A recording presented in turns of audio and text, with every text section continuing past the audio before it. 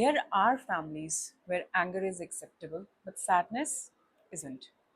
Families where achievement is celebrated, but vulnerability is uncomfortable. Families where you can be successful, independent, productive, almost anything you want, as long as you don't become too emotional. And sometimes nobody ever tells you, don't feel. They don't have to. You learn it by watching. You learn it from the way people respond when someone cries, from the way difficult conversations suddenly become jokes, from the way a parent says, I'm fine, while clearly not being fine, from the way everyone knows something is wrong, but nobody says it. And eventually, silence becomes part of the family language.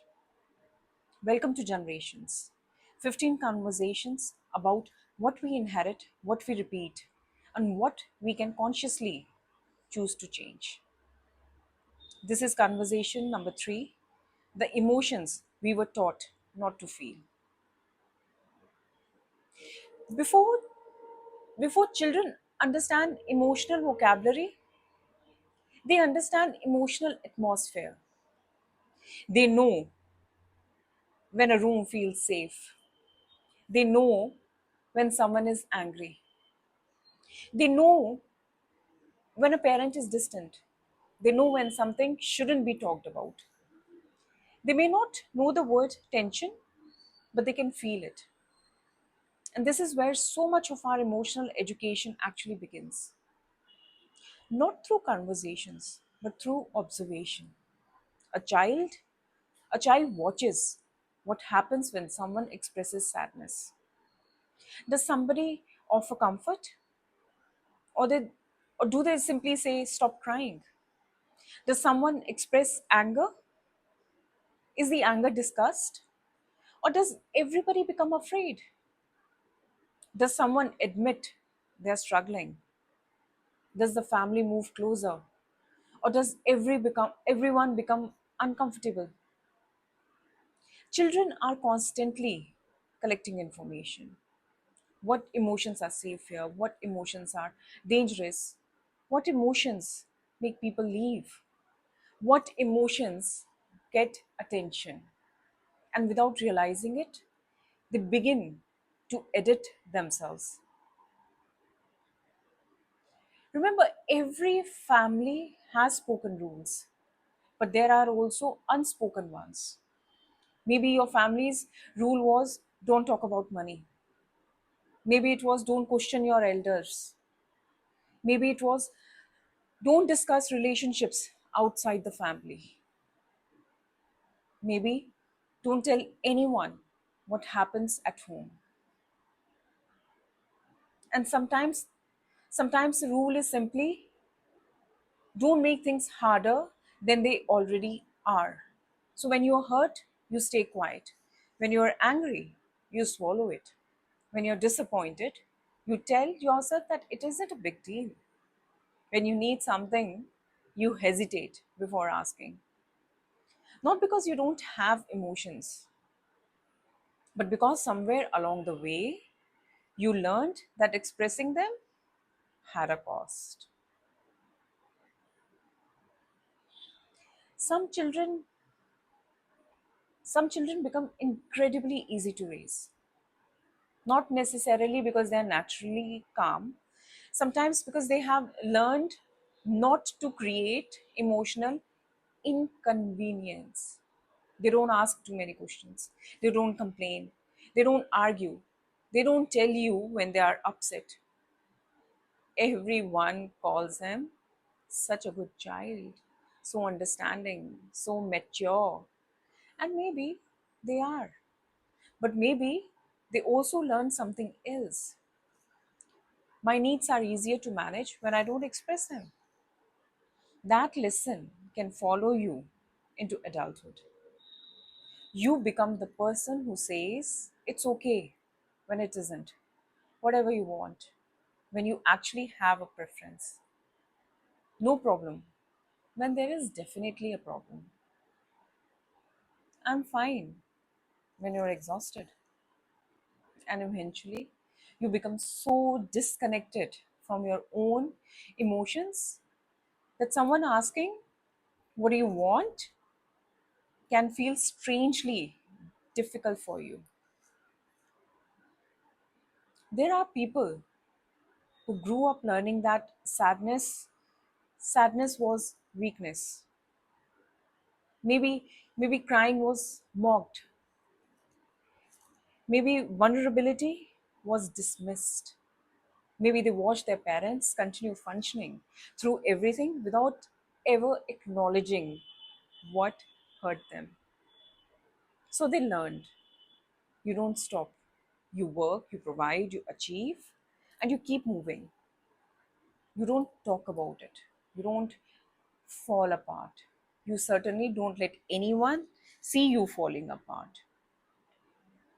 And there is something admirable about resilience. But resilience and emotional suppression aren't the same thing. Being able to continue doesn't necessarily mean you have processed what happened.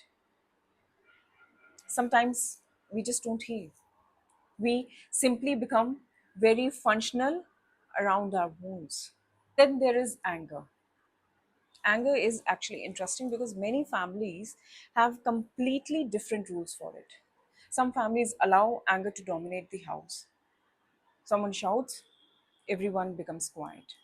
Someone slams the door, everyone adjusts. And the child learns anger has power. So perhaps they become aggressive themselves, or they go in the opposite direction. They become terrified of anger.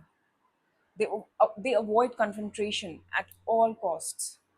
They apologize quickly. They over explain. They try desperately to keep everyone happy. Because somewhere inside them, conflict doesn't feel like a disagreement, it feels like danger. And that can be generational too. A parent may have learned anger from their parent. Another child may have learned to fear anger from the same environment, different adaptations, but same family system. Sometimes, sometimes generational trauma isn't a dramatic story. Sometimes it is a family that simply doesn't talk. Nobody discusses the divorce. Nobody discusses the addiction. Nobody discusses the affair. Nobody discusses the financial struggle. No, nobody discusses the loss. Nobody discusses the child who was hurt. Nobody discusses the parent who was emotionally absent. The family simply moves forward and everyone calls it strength. But silence doesn't make something disappear. Sometimes it simply makes the next generation carry a mystery. And children are incredibly good at filling gaps. When nobody explains what happened, they create their own explanation. Maybe it was my fault. Maybe I shouldn't have asked. Maybe this is how families are. Maybe we don't talk about these things. And that becomes part of their understanding of relationships. We can inherit generational trauma, generational pattern. This is one of the most interesting things about generation patterns.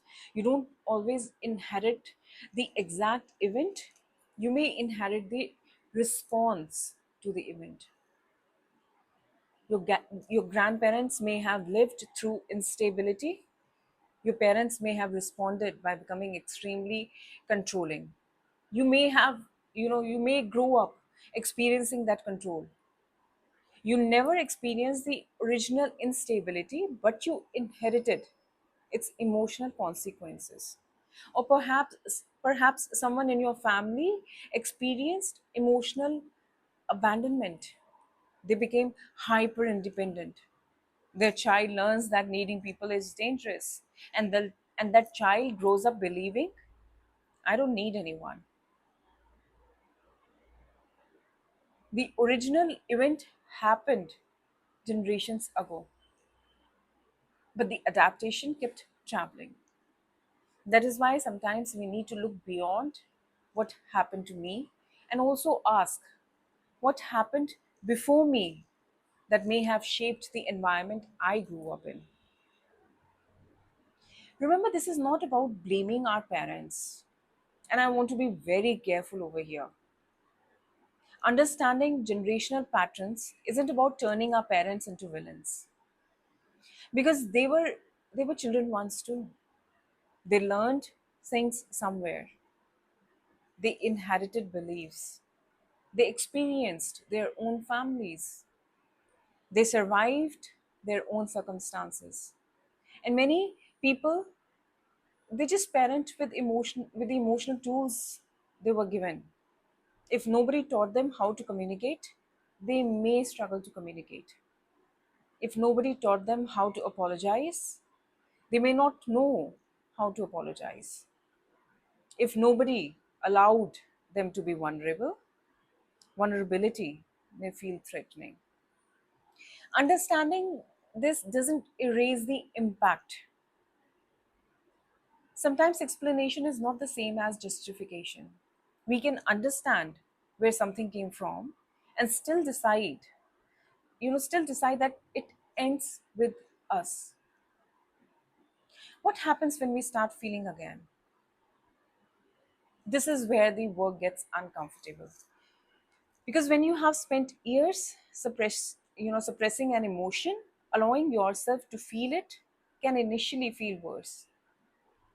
You may suddenly realize, I am actually angry, I'm actually hurt, I actually needed more, I was lonely. That wasn't okay.